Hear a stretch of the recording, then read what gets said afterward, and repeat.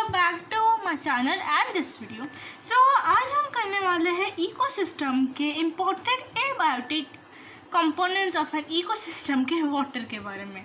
So if you have remember, हमने last video में ecosystem का जो दूसरा कंपोनेंट है एबायोटिक कंपोनेंट्स, उसमें से कुछ इम्पॉर्टेंट एबायोटिक कंपोनेंट्स कर लिया था, like wise sunlight, humidity, air तक किया था। तो आज हम स्टार्ट करने वाले हैं water, which is again an important abiotic component. But water के साथ और एक कंपोनेंट है which is called as wind, वो भी हम करेंगे विद लाइक और थोड़ा ब्रीफ जाएंगे इकोसिस्टम के बारे में एंड देखेंगे कि फॉरेस्ट इकोसिस्टम क्या होता है। So let's start the video of important abiotic components of an ecosystem and what is forest ecosystem. Firstly water, जल, पानी, जिसे हम डे टू डे लाइफ में पीते हैं। एंड क्यों पीते हैं आपको तो पता ही होगा, टू गेट हाइड्रेटेड, क्योंकि हमारे ऑलमोस्ट 70% बॉडी में वाटर प्रेजेंट है। जैसे हमारे वर्ल्ड में 70 से 71% के अंदर पानी ही है हमारा वर्ल्ड, वैसे ही हमारी बॉडी 70% या 60 से 70% पानी से ही भरा हुआ है। हमारे पानी का बहुत सारे बेनिफिट्स है। ऑफ कोर्स अगर आपके लाइक फर्स्ट ऑफ ऑल अगर आपके इंटेस्टाइन में कोई गंदगी हो तो वो आराम से धुल के it can be urinated, so वो एक बहुत ही excreted we can say, so and many more other valuable things are there of water. So अभी ये एबायोटिक कंपोनेंट में इम्पोर्टेंट रोल क्या प्ले करता है, let us see that thing. So water is essential for life of all organism depend to survive on it. So हम तो humans हैं, हमें वाटर पे डिपेंडेंट क्यों है, to drink it, to get more hydrated. But जो मछलियाँ होती है वो ऐसे ऑर्गेनिजम्स होती हैं जो उन पे पलती है, like they live on it. So उनका वो बहुत ही मेन इम्पॉर्टेंट ऑर्गेनिज्म है, मेन इम्पॉर्टेंट कंपोनेंट है, they are dependent on water.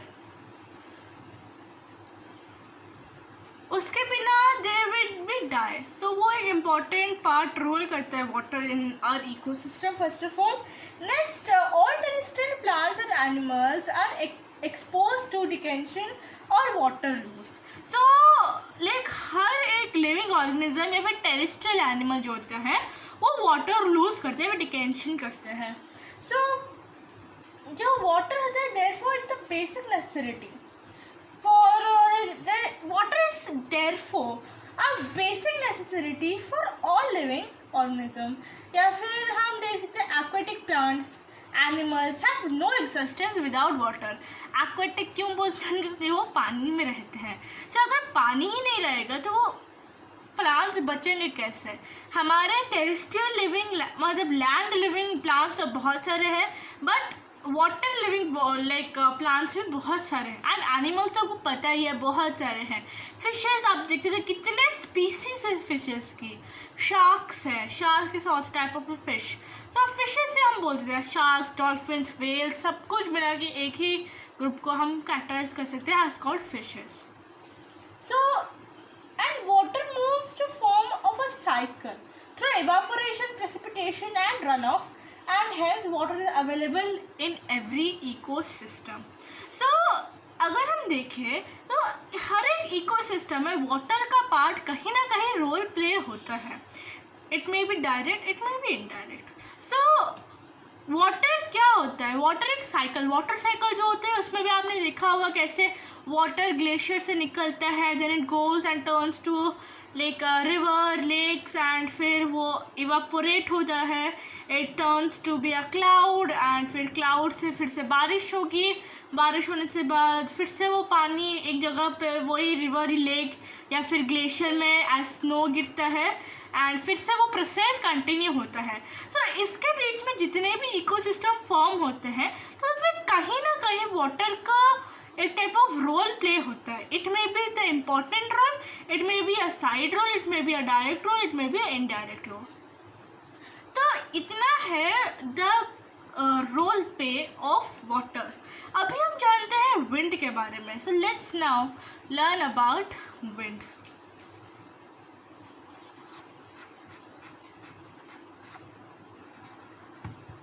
wind. So wind carry water vapor which may condense and fall from rain, snow or hail.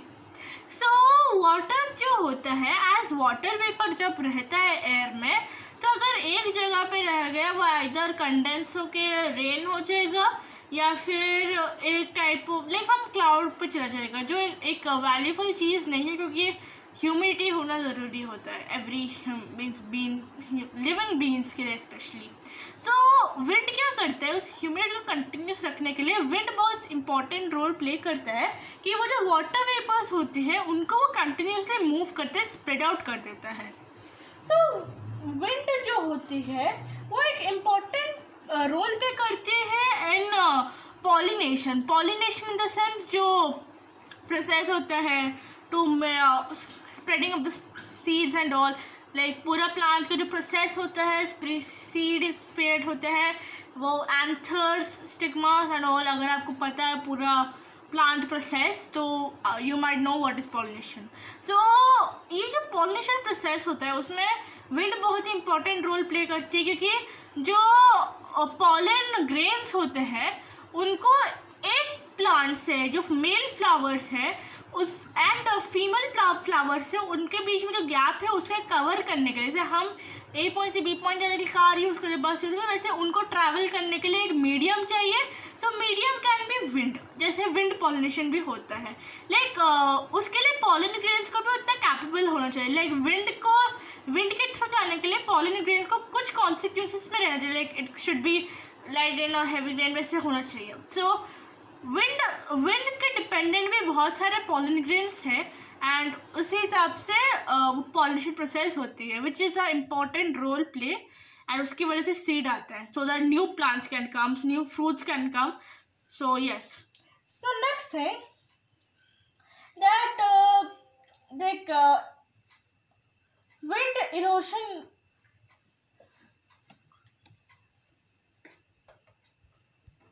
Wind के बहुत सारे benefits हैं, वेरी मच बेनिफिट्स.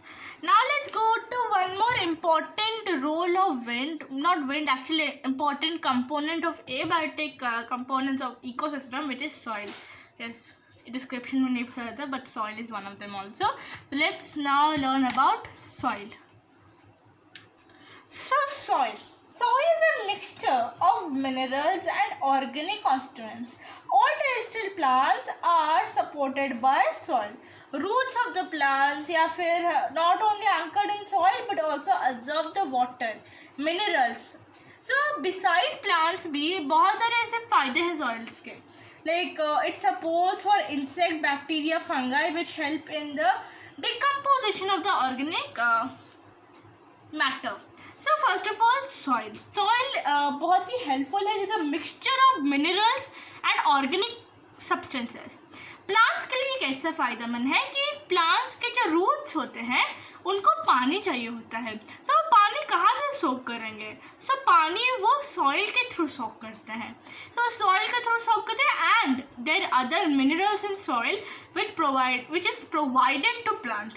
बट अगर हम beside plant बोले कि और क्या फ़ायदा होता है सॉइल का और एक फ़ायदा होता है कि सॉइल के अंदर बहुत सारे insect, bacteria, fungi, many lives. So उनको भी बहुत सारा लाइक खाना मिलता है उधर. yes, they soil contain many minerals, so they also get minerals. and bacteria, fungi, insects का रहना वहाँ पर क्यों फ़ायदा में नहीं जानते हो? Suppose a plant is dead now, so plant dead होने के बाद सॉइल्स के साथ मिलने के लिए वो हेल्प करते हैं. वो ऑर्गेनिक मैटर जो बचता है उस प्लांट का वो डिकम्पोजिशन में बैक्टीरिया एंड इंसेक्ट्स बहुत हेल्प करते हैं उसमें. That's what soil is valuable for.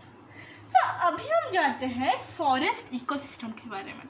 So ecosystem को थोड़ा और जानने के लिए, थोड़ा और डिस्क्रिप्शन में जाने के लिए let's now start the introduction of forest ecosystem.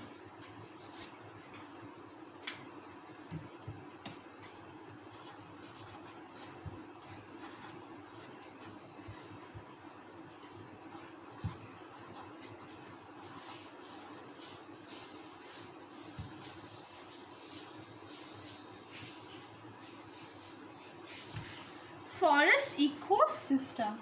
So forest क्या है?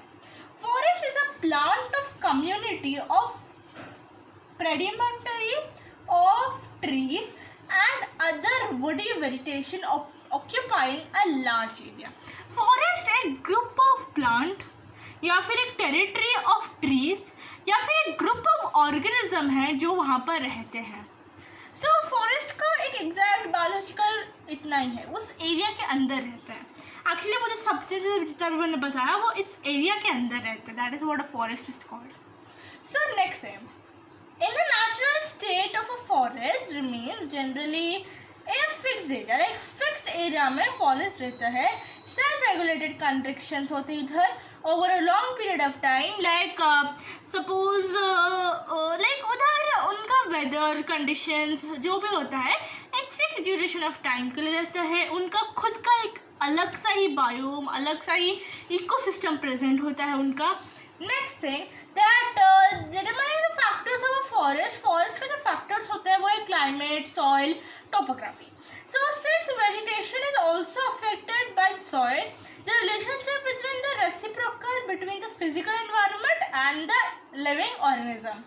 So like जैसे हम बोल सकते हैं कि vegetation जो होता है soil पर dependent होता है and even soil is dependent on vegetation. जो plants वहाँ पर present होते हैं वो decompose होने के बाद soil में मिलते हैं जो उसे और भी वैल्यूबल बना देता है और भी मिनरल्स से भर देता है. सो इंटरडिपेंडेंसी है, एक दूसरे को रेसिप्रोकल वाइज भी हम ले सकते हैं. तो फॉरेस्ट के कुछ टाइप्स होते हैं. लाइक बायोलॉजिकल वे में अगर बोलूँ मैं तो फॉरेस्ट के कुछ मेन टाइप्स होते हैं. So let us know that main types. First type is tropical rain forest. Tropical rainforest. Tropical rainforests are found in the equatorial area.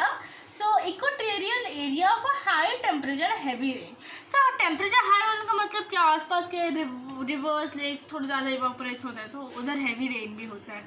So उधर especially tropical rainforest पाए जाते हैं. Equatorial area, as we know, equator is the one of the heat means बहुत heat वाला जगह होता है equator.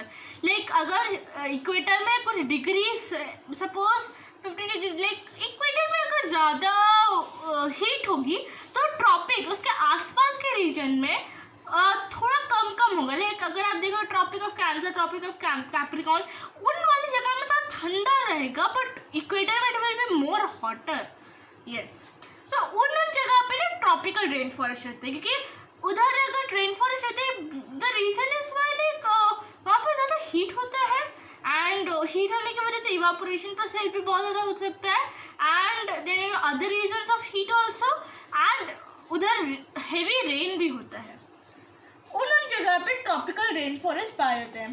There are forest found in northern South America, Central America, Central Africa, South East Asia and the rainforest of Amazon River Basin in Brazil are the largest forests in the whole wide world. तो यहाँ पर बहुत सारे areas में आपको पाए जाएंगे tropical rain forest and the best example of tropical rain forest या फिर फॉरेस्ट ले लो is the Amazon River Basin वाला forest. It is the largest forest found in the whole wide world and example इसलिए खोला क्योंकि like cities life में ज़्यादातर देखने को नहीं मिलता forest but if you want to really explore exactly tropical rain forest, Amazon River Basin forest is one of the best ones क्योंकि वो वन ऑफ द लार्जेस्ट है. उधर लाइक दुनिया के जितने भी स्पीसीज न्यू स्पीसीज पाए हैं ऑलमोस्ट उधर से ही पाए गए क्योंकि that's a bunch of other animals क्योंकि वहाँ पर बहुत ज़्यादा फॉरेस्ट है. It makes like home for many animals and like river में भी बहुत सारे एनिमल्स रहते हैं उधर.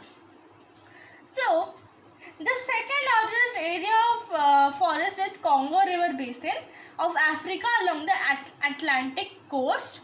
सो द सेकेंड लार्जेस्ट जो लाइक फॉरेस्ट है that is Congo River Basin का वाला forest. So that in the basin of Africa में है and along the Atlantic coast के साइड बाय में है.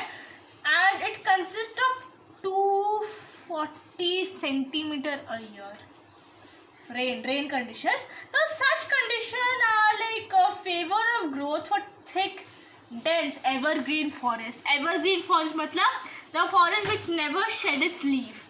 So that forest is called evergreen forest. So वो forest को जन्म देने के लिए ये rivers बहुत help करते हैं. These equatorial areas of Africa are very helpful for them.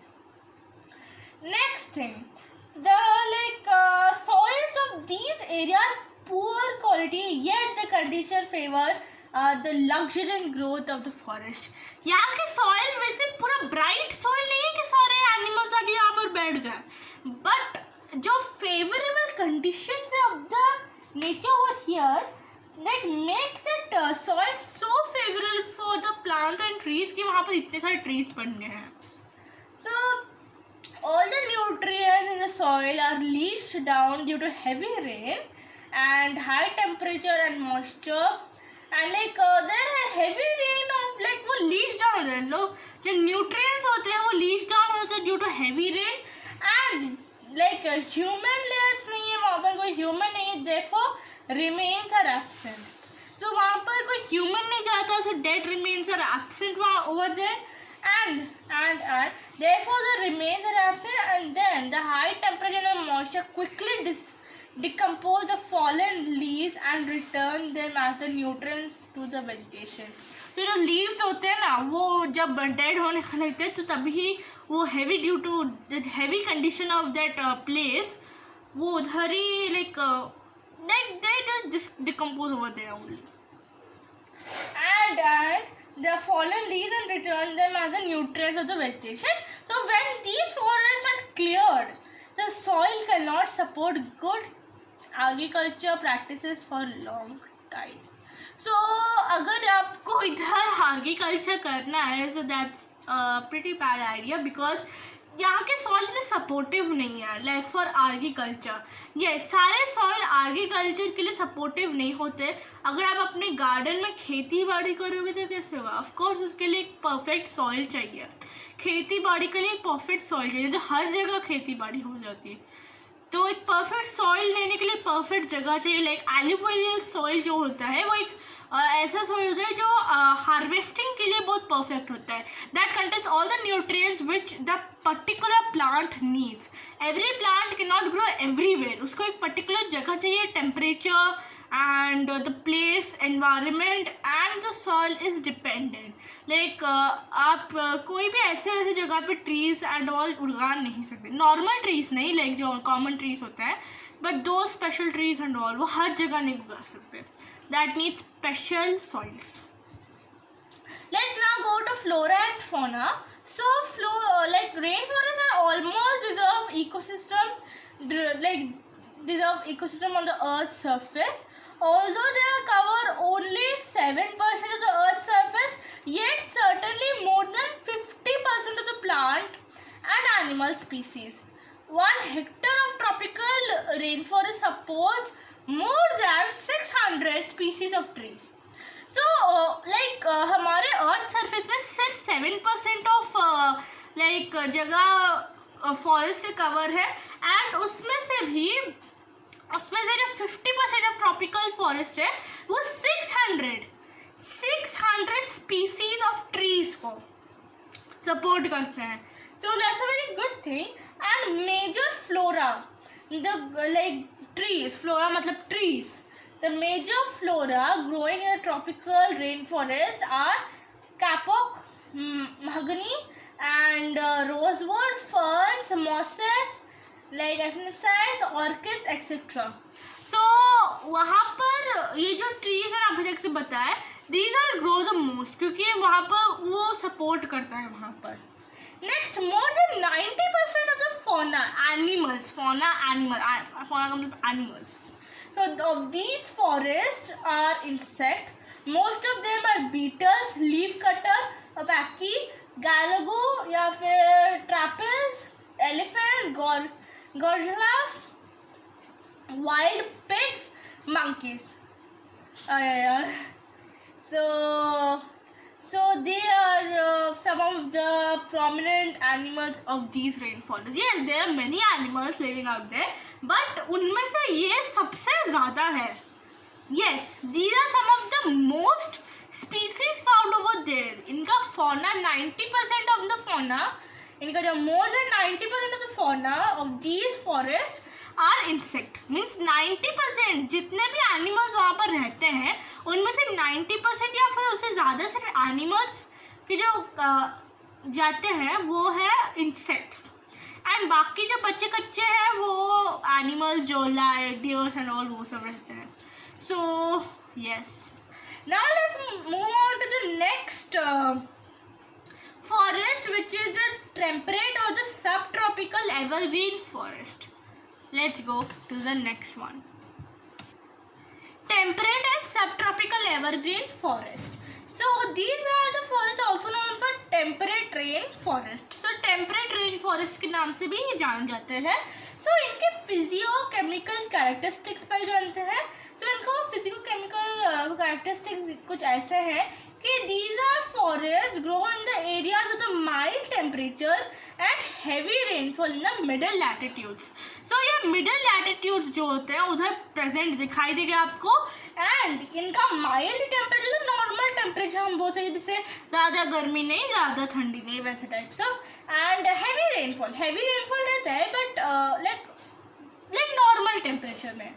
In the temperature areas, in the temperate areas, the western parts of the condition receive heavy rainfall and the westerly winds.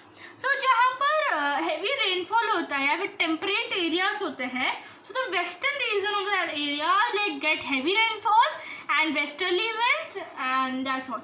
Next thing, in the subtropical areas, the eastern parts of the continents receive heavy rainfall throughout the trade winds. So trade winds and heavy rainfall होता है in the eastern part where subtropical region, eastern parts of the continents में ये सब होता है in the temperate regions. So heavy rainfall makes them evergreen throughout the year.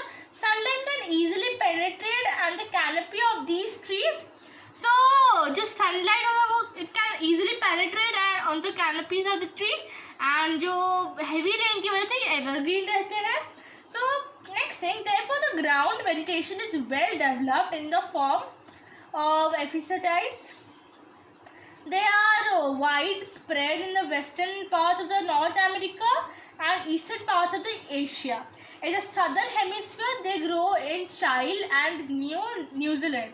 So like ये ज़्यादातर से आपको ऐसे टाइप ऑफ रेन फॉरेस्ट कहाँ मिलेंगे या फिर फॉरेस्ट कहाँ मिलेंगे नॉर्थ अमेरिका की तरफ, ईस्टर्न पार्ट ऑफ एशिया की तरफ एंड सदर्न पार्ट में. अगर आपको ढूंढना है सदर्न हेमिस्फीयर में आपको मिलेंगे चाइल एंड न्यूजीलैंड. आप सदर्न हेमिस्फीयर का मतलब पता है earth is divided by imaginary line called as equator. Means वो डिविजन लाइक अर्थ ऐसा है तो उसको डिवाइड करता है equator. So this is the northern part, this is the southern hemisphere, like southern part. इसको हम northern hemisphere बोलते हैं, इसे हम southern hemisphere बोलते हैं. So southern hemisphere की तरफ इतने like जगह पे आपको ये मिलेगा.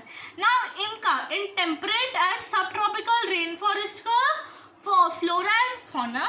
So ये जो like ये both coniferous and broad leaves को देखते हैं. These forests but like these forests can both make up for coniferous and broad leaved trees make up these forests but contain coniferous as a large in size. So coniferous जो होते हैं वो ऐसे type of होते हैं like these are like type of these ऐसे type of.